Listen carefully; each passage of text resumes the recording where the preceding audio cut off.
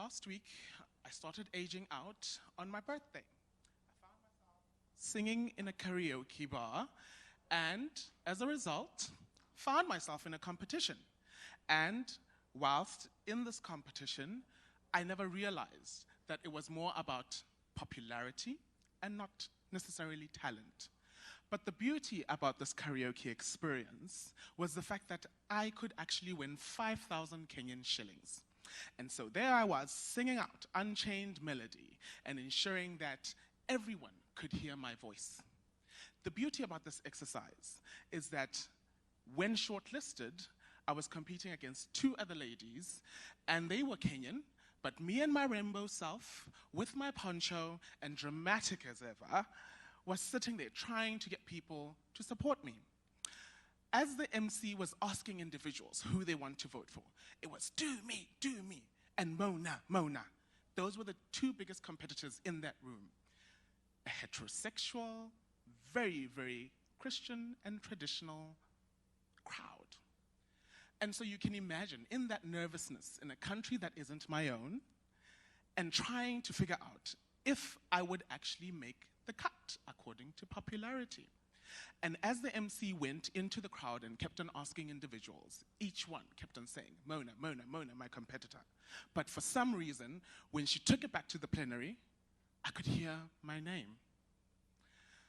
In the end, I won, so that was exciting.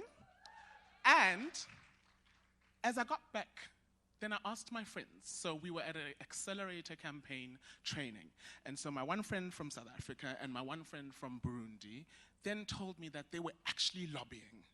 And that brought so much insight into the human rights work of today, is that in many instances, the work that we do might be personal, but it really is political.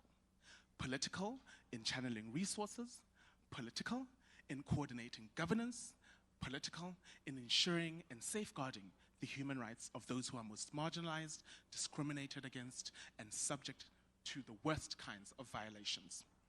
Queer Awakening is over 100 hours of conversations, storytelling across Botswana, where over 80% of participants were very proud to be Motswana.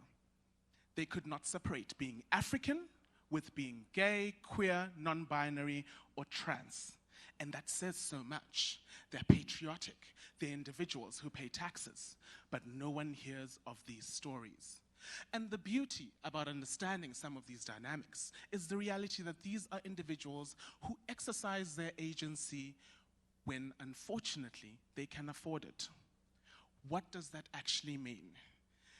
In environments that legislatively ensure you can either pay your way out, what does that then mean for those who are impoverished? In environments where your own parent, when the Court of Appeal says these laws are essentially from colonial era times, but then each and every single morning you're reminded about abomination, reminded about morality. How will this one individual be able to navigate the complexities of the workplace environment, peer pressure, adolescence, or spiritual refuge when they're consistently reminded that they cannot belong or become in their environments? Yet they are unequivocally African and unapologetically queer. And it is within this context that we sit and we realize we need to be occupying other spaces of governance. We should no longer be speaking of human rights, but of Ubuntu and Boto, which is reflected in our own culture, first and foremost, and that it is no longer convenient for people to accept specific passages in religious scripts and ignore the others that speak of love, belonging, togetherness, and home. But this is no different to voting for the politician that gives you empty promises. This is no different from the one gatekeeper that might dictate what advocacy work is relevant or invalid within your country context. More importantly, in acknowledging the fact that human rights work is really quite political, we need to acknowledge that there is a need for us to exercise the agency beyond the responses in public health, and that health in itself is a result of the rest of the ecosystem. In working with partners, we're essentially achieving SDG 17, And then in ensuring that we can challenge some of the inequalities in strategic litigation or even in traditional courts. Why is it acceptable that someone must wear a dress according to the aesthetic of how they look? In a day and era of democratic governance, aspiring socioeconomic rights, and ensuring that everyone can become to the fullest of their potential, is it okay that others must have additional struggles, despite the fact that there's so many other socioeconomic complexities? And why is it okay that development must be a school of thought or a concept of work that's separate from human rights? It is a reality.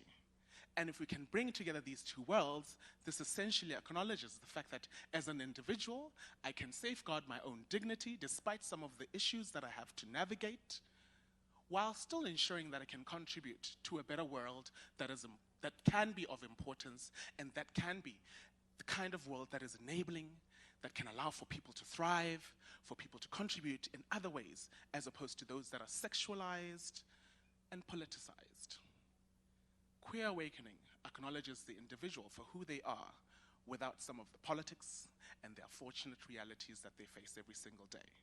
And so it's in reshaping these narratives that we acknowledge we want to access UNGA, the high-level political forum, and other spaces beyond just that. Because a few days ago, we had the political declaration on universal health coverage.